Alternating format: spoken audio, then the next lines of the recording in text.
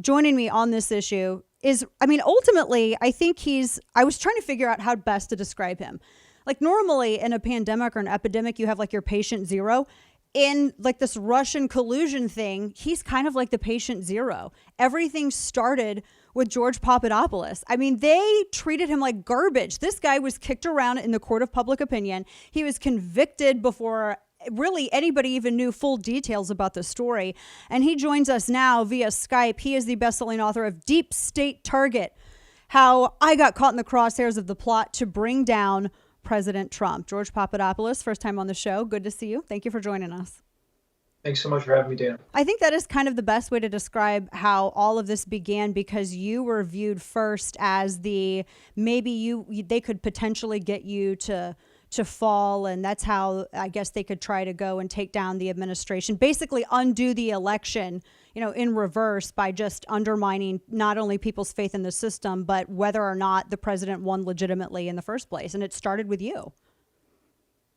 Yeah, well, that I think is the cover story that the mainstream media tried to propagate for a long time, but with new facts that have been declassified, and Attorney General Barr and John Durham making public and separate statements regarding how the entire Crossfire Hurricane investigation even started, they basically disabused the old narrative and suggested that this goes far even further than myself, and was likely targeting even other campaigns.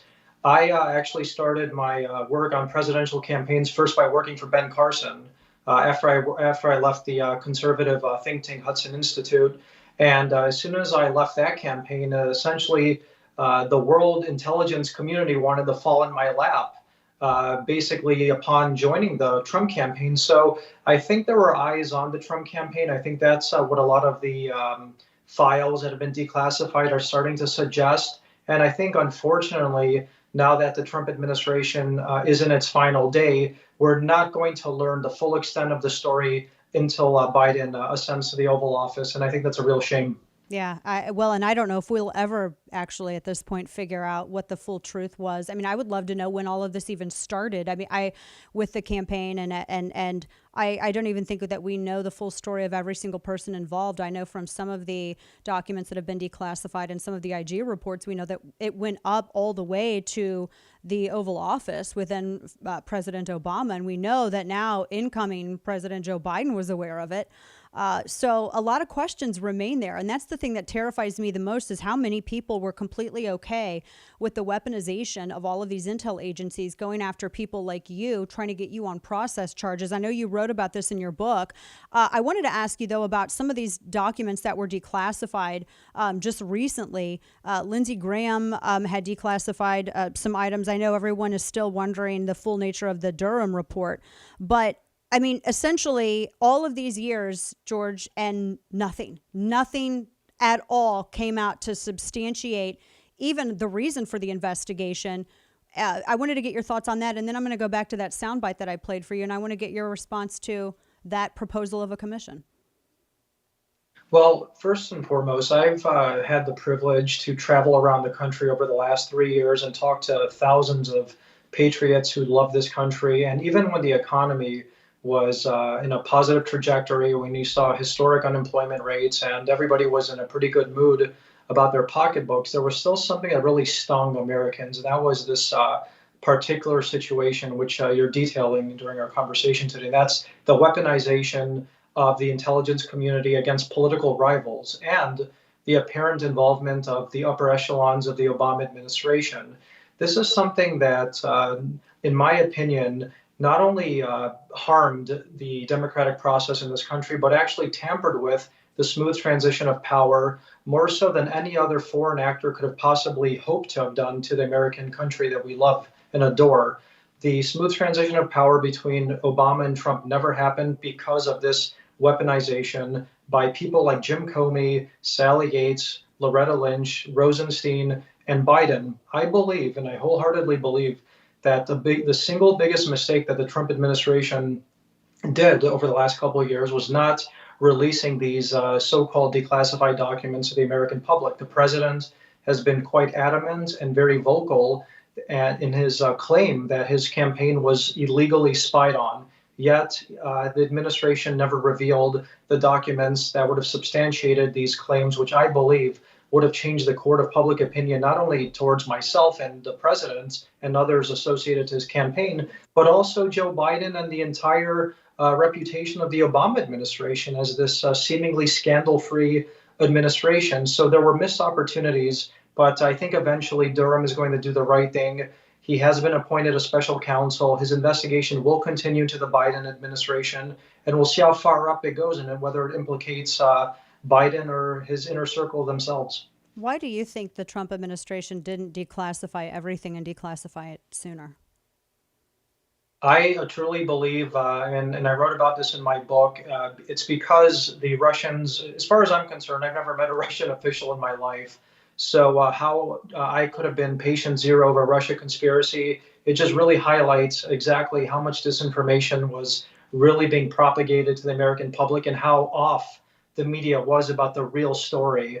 And I think we're starting to see exactly why the president was unable to get this information out there, because there's tremendous pushback within the FBI, the CIA, and other foreign governments who might or might not have been involved in targeting Americans like myself and others, because they don't want mud in their face. The last thing CIA Director Gina Haspel wants is to expose methods and secrets that the CIA might have been utilizing against the campaign, or Jim Comey, or even Director Wray, who's a sitting FBI director. This really goes to the core of the integrity of the institutions that we as Americans should revere and not fear, and hope that they would protect us and uphold the Constitution instead of shredding the Constitution. That's why I think the president had such tremendous pushback from releasing these files, even when he installed I guess, loyalists, if you want to call them that, such as DNI Ratcliffe and others at the head of the intelligence community. So this is a very deep issue that penetrates the American government.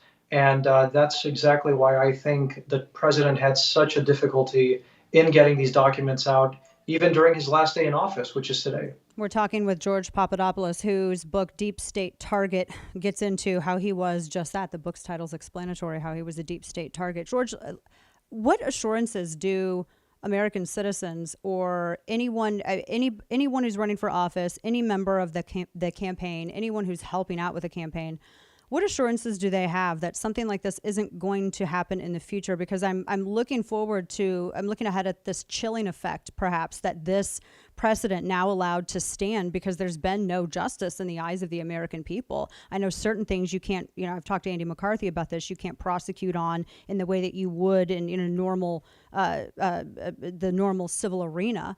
But it seems like there's a chilling effect that's been established here, and other people are going to be hesitant to get involved in political campaigns because they watched what you went through. So what assurances do Americans have that this isn't going to be weaponized again? The box has been opened.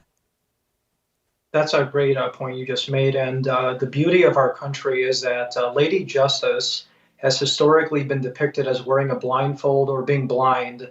And what that blindfold is supposed to suggest and represent is an impartial justice system, one in which the law and the rule of law is applied equally without regard to wealth or political affiliation.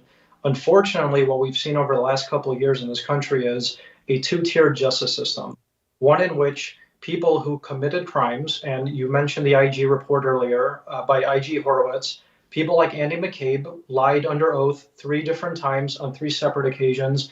They were recommended for prosecution by IG Horowitz, yet Andy McCabe was never prosecuted.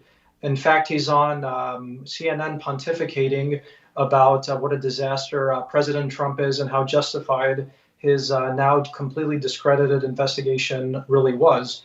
And we had other people like Carter Page, who was charged with nothing but had his entire reputation destroyed. You had illegal surveillance. There was just documents that were released a couple of weeks ago that my phone calls with the vice president of Fox News were being wiretapped while I was on the campaign, yet I had never met a Russian official in my life. So I think what the American public, and the Americans are the smartest people on earth, and what the perception has been fed because of this disaster over the last couple of years seems to mean that there's a two-tier justice system, one for Republicans and one for Democrats. There's one that if you are affiliated or associated with a political outsider like Donald Trump or even Ben Carson, who I used to work for, that you're going to be viewed as differently and a potential threat to the establishment in this country. Yet, if you're working for Joe Biden or Hillary Clinton, you can simply get away with about everything except murder.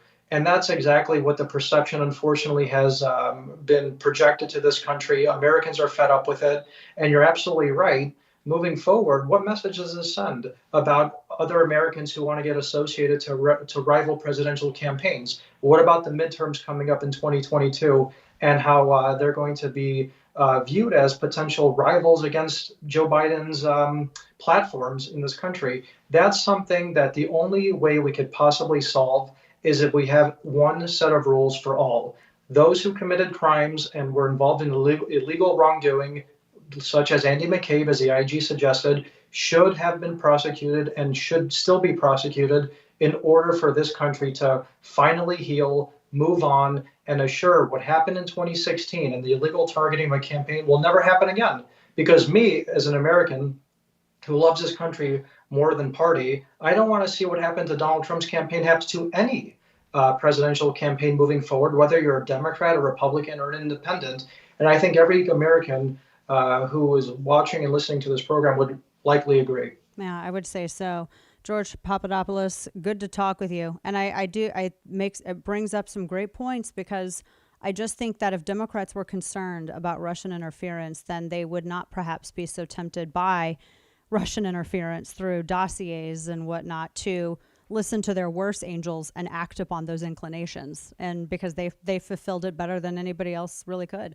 George, congrats on the book, although I know the book was released last year, Deep State Target, How I Got Caught in the Crosshairs of the Plot to Bring Down President Trump. I think people need to get this book and read it to understand fully, whenever they hear the calls for unity, what needs to really be overcome to achieve that.